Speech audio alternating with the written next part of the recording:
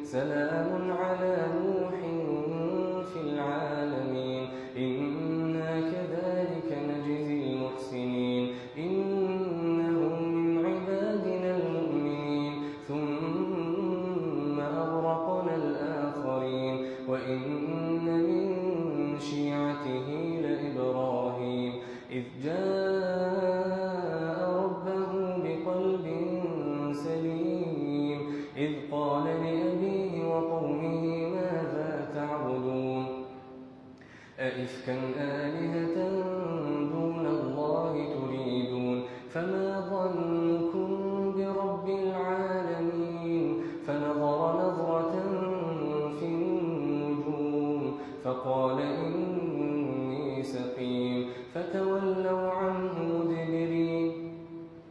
فراغ إلى آلهتهم فقال ألا تأكلون ما لكم لا تنطقون فراغ عليهم ضربا باليمين فأقبلوا إليه يزفون قال أتعبدون ما تنحتون والله خلقكم وما تعملون قالوا ابنوا له بنيانا فألقوه في الجحيم فأرادوا به كيدا فجعلناهم الأسفلين وقال إني ذاهب إلى ربي سيهدين رب هب لي من الصالحين فبشرناه بغلام حليم فلما بلغ معه السعي قال يا بني إني أرى في المنام أني أذبحك فانظر ماذا ترى قال يا أبت افعل ما تؤمر ستجدني إن شاء الله من الصابرين فلما أسلما وتله للجبين وناديناه أن يا إبراهيم